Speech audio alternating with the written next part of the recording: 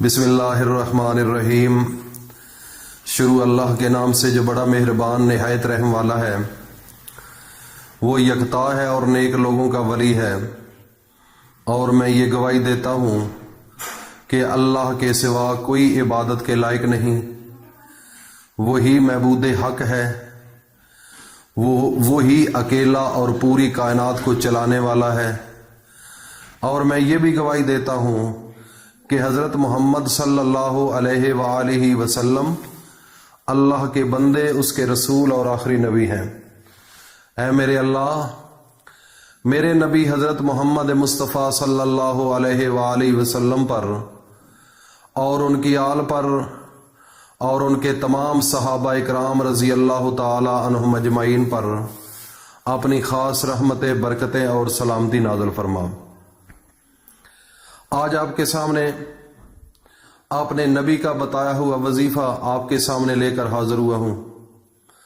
آج بالکل کوئی کام ذہن کے اندر نہیں رکھنا، بالکل کلیئر ہو کر میری بات سننی ہے۔ کسی قسم کی اور خیالات ذہن کے اندر نہیں آنے چاہیے۔ اگر آج یہ بات میری آپ کے پلے پڑ گئی، آپ کے ذہن میں بیٹھ گئی، اور اس میری بات نے آپ کے ذہن کے اندر جگہ بنا لی، تو مجھے اس رب ذوالجلال پر اتنا یقین ہے کہ آج سے آپ کی زندگی بدل جائے گی۔ کیونکہ ہر انسان اس دور کے اندر پریشان ہے۔ گھر کے معاملات، بچوں کی تعلیمات، اخراجات گھر کے، اور اپنا گھر، گاڑی اور اس ضروریات زندگی کے لیے، تو اس کے خاتمے کے لیے آج آپ کے سامنے وظیفہ ہے۔ اگر آپ نے اس وظیفے کو صحیح طریقے سے کیچ کر لیا اور اپنے ذہن میں بٹھا لیا، تو مجھے اس رب ذوالجلال پر اتنا یقین ہے کہ بہت سے گلے، شکوے، شبہات، ذہنی ٹینشنیں ختم ہو جائیں گی۔ تو یہ بڑا ضروری ہے، آج کی ویڈیو آپ نے شروع سے آخر تک صحیح سننی ہے، تاکہ کوئی ایسی بات نہ رہ جائے جس سے آپ کو سمجھنے میں کوئی تھوڑی سی دقت محسوس ہو۔ تو میرے بھائیوں اور دوستوں، میری ماں، بہنوں، بیٹیوں، ایک ثعلبہ نامی صحابی تھا میرے نبی کا۔ وہ آ کر کہنے لگا کہ یا رسول اللہ، جب یہ باقی صحابی آپ کے ہاتھوں پر ہاتھ رکھتے ہیں، نذرانے دیتے ہیں اور بیت المال میں پیسے جمع کراتے ہیں، مال جمع کراتے ہیں، تو آپ اتنے خوش ہوتے ہیں، تو میرے پاس اتنے پیسے نہیں کہ میں آپ کو نذرانے دے سکوں، بیت المال میں کچھ پیسے جمع کرا سکوں یا اور مال جمع کرا سکوں۔ تو مجھے اس چیز کی شدت سے دل کے اندر ایک کیفیت طاری رہتی ہے، ایک آپ کی خوشی کی، کہ آپ جب وہ مدد آپ کی کرتے ہیں یا آپ کو نذرانے اور بیت المال میں پیسے جمع کراتے ہیں، تو آپ اس وقت بڑے خوش ہوتے ہیں۔ لیکن آپ کی وہ خوشی وہ لوگ لے لیتے ہیں جو نذرانے دیتے ہیں اور بیت المال میں جمع پیسے کراتے ہیں۔ اور جن لوگوں کے پاس پیسے نہیں ہوتے بیت المال میں جمع کرانے کے لیے اور آپ کو نذرانے دینے کے لیے، تو پھر یہ خوشی جو وہ پیسے والے لیتے ہیں ہمیں نہیں ملتی۔ تو اس چیز کی میرے اندر ایک شدت ہے، ایک عجیب سی تنہائی سی میں محسوس کرتا ہوں، ایک کمی محسوس کرتا ہوں کہ اگر اللہ رب العزت مجھے بھی پیسے دیتا، مجھے بھی رزق دیتا، مجھے بھی اتنا نوازتا، تو میں بھی اپنی کچھ مال میں سے حصہ لے کر بیت المال میں جمع کراتا، تو میرے نبی حضرت محمد مصطفیٰ مجھے دیکھ کر پھر وہ خوش ہوتے، یا کوئی اور نذرانہ دیتا دین کے لیے، تو حضرت محمد مصطفیٰ آپ خوش ہوتے۔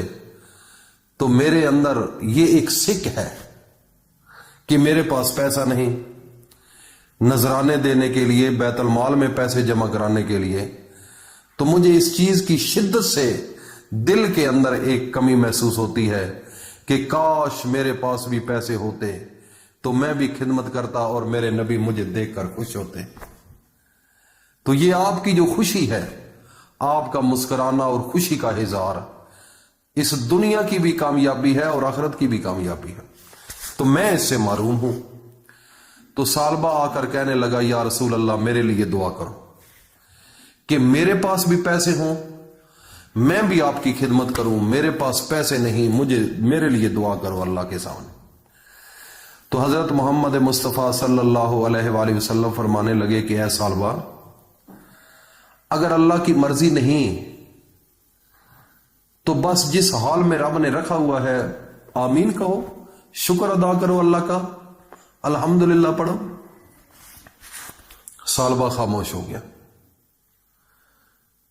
کچھ ہی دن گزرے، پھر سالبہ آ گیا. وہ جب دوسرے صحابیوں کو دیکھتا تھا تو اس کے اندر ایک تڑپ پیدا ہوتی تھی. تو پھر کہنے لگا یا رسول اللہ نہیں، میرے لیے دعا کرو. تو میرے نبی نے پھر وہی کلمات ادا کیے کہ یار جس پر اللہ نے آپ کو رکھا ہوا ہے آپ الحمدللہ پڑھو، شکر ادا کرو اللہ کا، جس حال میں رب نے رکھا ہے الحمدللہ. تو وہ خاموش ہو گیا. میرے نبی حضرت محمد مصطفیٰ صلی اللہ علیہ وآلہ وسلم گلی میں آتے تو ادھر وہ آ جاتا آگے. تو ایک دن میرے نبی بیٹھے ہوئے تھے، صحابہ اکرام بھی تھے، تو وہ پھر سالبہ آ گیا. سالبہ نے پھر وہی کلمات ادا کیے، وہی کہا کہ میرے لیے دعا کرو یا رسول اللہ. ایک تڑپ ہوتی ہے. تو میرے نبی نے ہاتھ اٹھا دیے کہ اللہ پاک سے دعا کی کہ یا اللہ اس کو رزق دے دو. تو میرے نبی نے پھر فرمایا کہ آپ ایسا کرو کہ پڑھو اللہم انی اسالک ایمانا کاملا ورزقا حلالا طیبا واسعا وعلما نافعا وشفاء من کل داء. جب اللہ کے سامنے ہاتھ اٹھائے، اللہ کے نبی نے دعا مانگی، تو اسی وقت مدینے کی چراگاہ سے ایک بندہ آ گیا. تو اس نے کہا کہ سالبہ کدھر ہے، سالبہ کدھر ہے؟ تو کہا کہ یہ ہے. وہ کہنے لگا کہ آپ کی ادھر اتنی بکریاں ہو گئی ہیں، وہ اتنا انہوں نے جنم دیا ہے، اتنے وہ بچے پیدا کرنے شروع کر دیے ہیں کہ اب وہ اتنے بڑے ہو گئے، فوراً آؤ فوراً آؤ. سالبہ دوڑتا ہوا گیا. جب گیا تو دیکھا تو اتنی بکریاں اور بھیڑے بن گئے. وہ پھر کچھ دن ادھر چراتا رہا. اس کے بعد پھر مدینے کی چراگاہ کے اندر وہ نہیں سما سکتی تھی. پھر ان کو وہ مدینے کی چراگاہ سے دور لے کر باہر چلا گیا. تو باہر جب گیا تو پہلے 5 وقت نماز پڑھتا تھا اپنے نبی حضرت محمد مصطفیٰ کے پیچھے.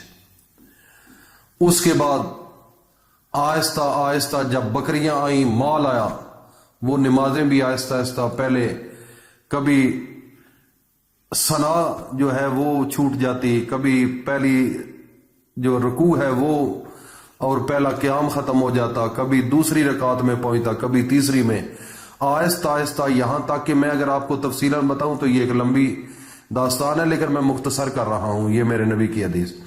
میں یہ بتانا چاہتا ہوں کہ مختصر یہ ہے کہ اس نے پھر جمعے کے دن صرف آنا شروع کیا، جمعہ پڑھتا، باقی نمازیں ادھر ہی، کبھی پڑھتا کبھی چھوڑ دی. تو جب زکوٰۃ کا وقت آیا تو میرے نبی نے صحابہ کو بھیجا کہ جاؤ سالبہ سے زکوٰۃ لے کر آؤ. تو اس مال کی اتنی محبت اس کے دل میں آ گئی. تو اس صحابیوں نے ان سے کہا سالبہ سے کہ نبی نے بھیجا ہے ہمیں، حضرت محمد مصطفیٰ صلی اللہ علیہ وآلہ وسلم نے زکوٰۃ دو، جتنی زکوٰۃ بنتی ہے دو. اس نے کہا زکوٰۃ کیا؟ کون سی زکوٰۃ؟ میں نے تو نہیں دینی. وہ صحابی واپس چلے گئے اور اللہ کے نبی کو بتایا کہ اس نے انکار کر دیا ہے. تو میرے نبی رونے لگ گئے. اتنے آنسو نکلے کہ آپ کی داڑھی مبارک تر ہو گئی. آپ نے فرمایا کہ سالبہ کتنا بدبخت ہے جس نے اپنے منہ سے موت مانگ لی ہے. کتنا بدبخت ہے. وہ سالبہ مرتد ہو گیا. پھر بعد میں اس کو ہوش آیا تو کہنے لگا یا رسول اللہ مجھ سے غلطی ہو گئی ہے، مجھے معاف فرما دیں. میرے نبی حضرت محمد مصطفیٰ نے فرمایا کہ جس وقت اسلام کو آپ کی ضرورت تھی، آپ نہیں پہنچے، اب اسلام کو آپ کی ضرورت نہیں ہے، اب دین کو آپ کی ضرورت نہیں ہے۔ تو یہ چند لمحات ہوتے ہیں زندگی میں، اللہ سے ہمیشہ دعا مانگا کرو کہ یا اللہ حلال رزق دے اور اتنا دے اتنی میری صلاحیت ہو کہ میں اس کو برداشت کر سکوں۔ تو میرے بھائی اور دوستوں، میری ماں بہنوں بیٹیوں، میرے نبی حضرت محمد مصطفیٰ کا فرمان ہے کہ جس کے پاس پیسے نہیں ہیں وہ ایک چھوٹا سا عمل کر لے، اس کی زندگی کے اندر پیسے کے انبار لگ جائیں گے۔ وہ کون سا عمل ہے؟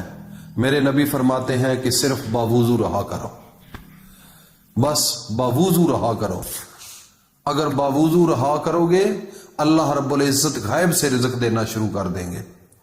اور جمعرات کا دن ہے تو میرے نبی حضرت محمد مصطفیٰ فرماتے ہیں کہ نماز مغرب کے بعد سورت واقعہ پڑھا کرو، سورت واقعہ پڑھا کرو، اس سے بھی آپ کے گھر کے اندر بہت زیادہ رزق آئے گا۔